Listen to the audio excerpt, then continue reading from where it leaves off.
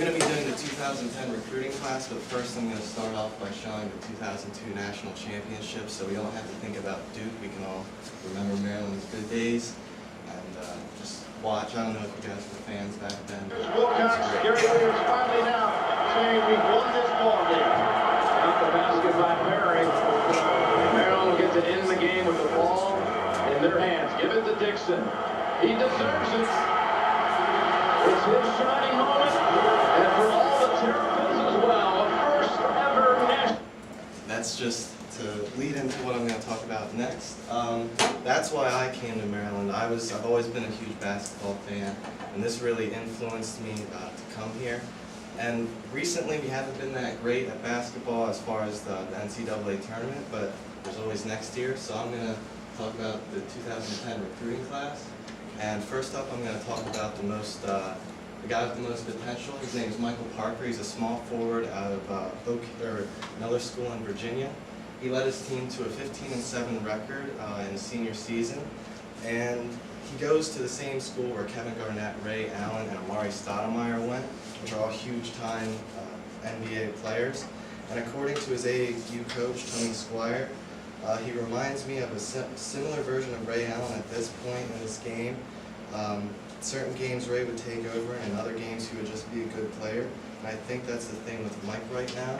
What he's basically saying is that he kind of coasts against easy competition and then really plays hard when he's under the spotlight.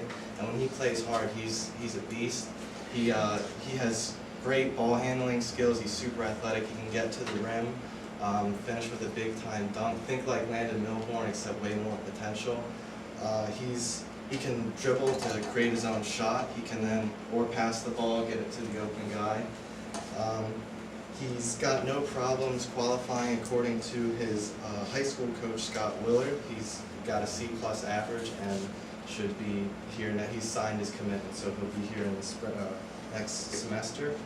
And then he does need to get better with his three-point shot. He's not very reliable from beyond the arc, and he also needs to add some more muscle. Next up, we got Pishon Howard. He's actually a good friend of Michael Parker. He's from Oak Hill Academy in Virginia.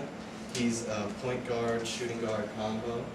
He's a lot like Vasquez. He's even going to wear 21 next year if he's allowed to, like Gary Williams.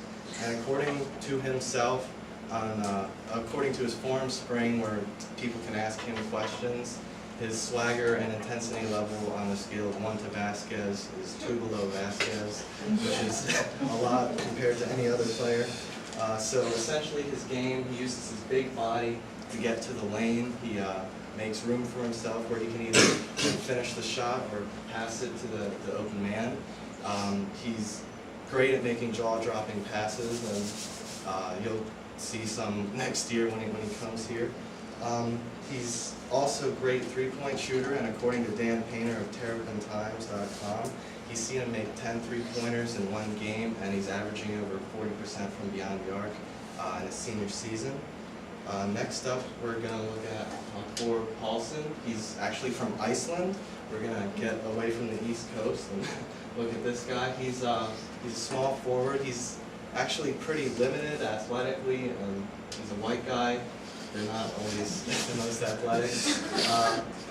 He's actually not a starter on his high school team, but his coach clarifies by saying, Hawk's good enough, but we do have 3 outstanding seniors who have been here and paid their dues. Hawk doesn't care if he starts, he just wants to see the floor, and he's all about the team. This is something Gary Williams likes to work off of. He likes team players, glue guys. He's like Sean Mosley. He does all the little things. He'll go for the extra charge or take a charge or go for the loose ball. He's good on defense. He can hit the open shot. He actually leads his team in field goal percentage and three-point field goal percentage. And but he's not great at anything, and he's probably not going to find playing time for a few years since we've got a pretty cluttered front court in the next coming years. Next, we've got Ashton Pankey. He's a power forward. He's a big-time rebounder, makes a lot of blocks. He's, according to Tom Konchalski, a recruiting guru, Ashton's entry into the ACC is the fact that he can rebound. They're more finished offensive products than Ashton, but I think his offense will improve, so he's a guy. But he's a guy that can rebound, and that's something you can never have too much of. And so his biggest setback is that he sat out his entire season here with an injury to his leg, which can be a concern coming into next year. And then last, we got Terrell Stoglin. He's all the way from Arizona, Santa Rita High School. He's real small, but super fast, not that athletic. And he's on an absolute tear over in his final year in Santa Rita. He's averaging over 30 points per game.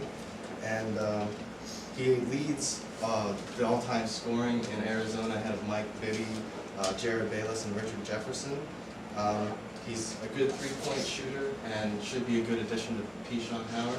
And lastly, this is our roster looking at 2010. What you'll notice is it's a bit different than the previous years. We've got a lot more backcourt, or front court than backcourt, which is kind of flip-flop from the previous years. And that's our basketball team next year.